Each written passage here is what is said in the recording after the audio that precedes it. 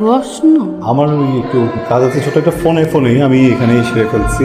আপনার অবশ্যই কথা বলবেন, ঠিক আছে? এনজয়। এখানে আমি যে এখানে আছি। তার সংসার নিয়ে কি প্ল্যানিং করেছেন? আমি এখনো কিছু ভাবিনি। না ভাবলে পরে কিরম করে হবে? আপনি কি প্রেম করেছেন? না। এ জমানায় আপনার মতো একটা সুন্দরী মেয়ে প্রেম করেন, এটাকে বিশ্বাস করার মতো কথা? একটা কথা কব, বলেন। আপনি কিন্তু দেখতে ছিলাম সুন্দর। আসি, হ্যাঁ? তানভীর, কেমন লাগলো কোটি টাকার পাত্র? দেখ তানভীর, মেজাজ খুব খারাপ, কথা বলিস না। পাত্র পছন্দ হয়নি তো? এই না পিসা আইসে দরজাটা আটকাই দিলি কেন? কি হয়েছে? কিচ্ছু হয় নাই, দরজা খুলবো না। কি হয়েছে না বলে বুঝবো কি করে? তোমাদের কিচ্ছু বুঝতে হবে না। নাফিসা এসে দরজা আটকে দিয়ে বসে রয়েছে। আমি এত ডাকলাম, দরজা খুললো না। হয়েছে কি কদিন? কি আর হবে, ওদের ছেলে পছন্দ হয় নাই। ছেলে পছন্দ হয় নাই কেন? ইরাম টাকা পয়সার মালিক ছেলে খুঁজে আর কনে পাবো? ভাই, তোমার ভিতরে কিন্তু একটা বিশেষ উপাদান আছে। কি উপাদান কদিনে? ছোট লোক উপাদান না। নাফিসাকে ওদের খুব পছন্দ হয়েছে। আগামী শুক্রবার ওরা আসবে, একবারে কাবিন করে মেয়েকে নিয়ে যাবে। বুঝলাম না, কিসের কাবিন? আমার তো মনে হয় নাফিসার ছেলেই পছন্দ হয়। নাফিজার পছন্দ হলেই কি আর না হলেই কি? বিয়েটা কি তোমার? সব সিদ্ধান্ত নিজে নিজে নিতে যাও কেন? বাবা, তোমরা যে কোনো সিদ্ধান্ত নাও, বাট এর আগে একবার একটু ভেবে। কিন্তু নাফিসা, নাফিসা, কি হয়েছে? মামা, এখন কথা বলবো না, পরে কথা বলি। কি হয়েছে আমাকে বলবি তো? না, পরে কথা বলি, প্লিজ। ভালো আছো? হ্যাঁ, ওই যে নাস্তা করতেছে। এই নাও, কথা কও। হ্যালো। কিরম আছো নাফিসা? ভালো। কালকে সাবার পর তো আর খোঁজ খবর নিলাম না। মামা, মামা, আমি এই বেটার সাথে কথা বলতে পারবো না। আমার জোর করে না মোবাইলটা ধরে দিস। একটু কথা কলে কি হয় মামা? কোন তো মামা, নিষেধ করো কিন্তু কথা বলতে আমার সাথে। আমার কিন্তু মেজাজ খুব খারাপ আছে। দেখেছেন মামা কেমন চ্যাং চ্যাং করে কথা বলে? চুপ থাকো, আমি দেখছি। ছেলে পছন্দ হয়নি? মামা, আর কেউ না বুঝুক, তুমি তো বুঝবা না। আমি কি তোমাদের কাছে এতই বোঝা মামা যে আমাকে বিদায় করতে পারলেই তোমরা বাঁচো? শোন, ছেলেটার আচার আচরণ খুবই সহজ সরল। তুমিও বলতেছো এই কথা, আমি তোমার কাছে এটা আশা করিনি মামা। পাটামি করিস না, মাথা ঠান্ডা রাখ।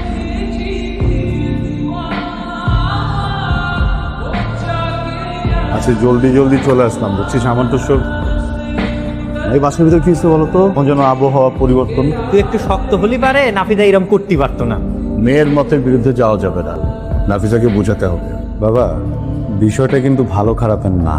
একটা মেয়ে তার সারাটা জীবন একজন মানুষের সাথে কাটাবে, সংসার করে, সেখানেই বুড়ি হবে, সেখানেই মারা যাবে।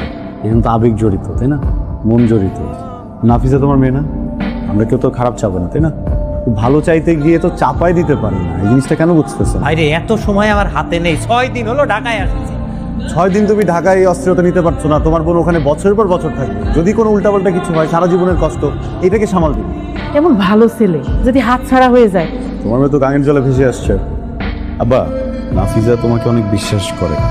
ওর ব্যাপারে কি সিদ্ধান্ত নিবা একদমই তোমাদের ব্যক্তিগত ব্যাপার। ভুল কিছু করে ফেলো না। মা, মা, তুমি তো একটু বোঝো না। তুমি ওর সাথে একটু দেখা করলে কি হয়? আমি দেখা করতে যাবো কেন? তোর কিন্তু বেশি ঢং বাড়ছে, এত ঢং কিন্তু ভালো না। একদম ফালতু কথা বলবা না, বুঝছো?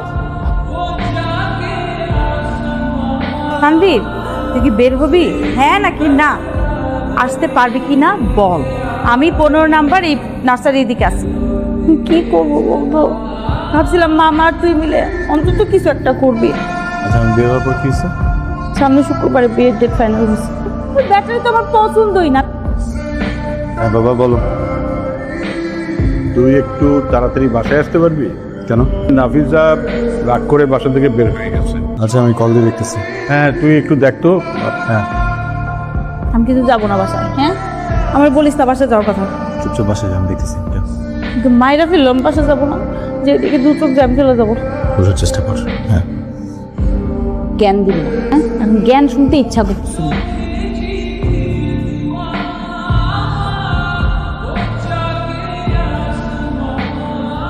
কি করবি? তুই কিন্তু এখন আমাকে প্রেমিকাদের মতো জ্বালাচ্ছিস। জ্বালাতন মনে করলে জ্বালাতন। এই শহরে তুই ছাড়া আমাকে বোঝার মতো কেউ নাই। সাপোর্ট দিলে দে, না দিলে নাই।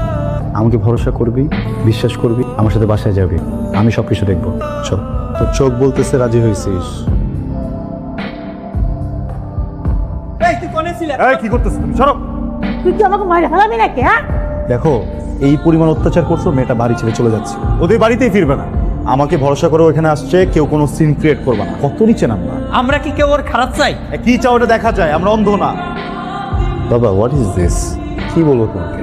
ও তোমাকে আপন বাবার মতো মনে করে। সেই দিনও তোমাকে বুঝিয়ে বললাম সব কিছু। রূপা যদি বেঁচে থাকতেন, উনি দিতেন ওকে ঠেলে?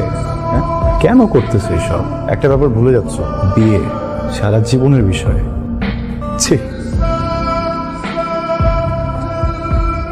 তানভীর, তোমাকে কিছু বলবা? নাফিসের বিয়েটা নিয়ে খুব ভাবছি। মেয়েটার যদি এখানে বিয়ে হয় সারাটা জীবন কষ্ট পাবে, অনেক কষ্ট। তাই আমি ভাবছি নাফিসাকে কোথাও বিয়ে দিব না, নাফিসাকে আমাদের কাছে রেখে দেব। তোর সাথে নাফিসার বিয়ে দিতে চাই। তুই আমার রিকোয়েস্টটা রাখবি? বাবা তুমি কি আসলে সিরিয়াস? তুই বিয়েটা করবি?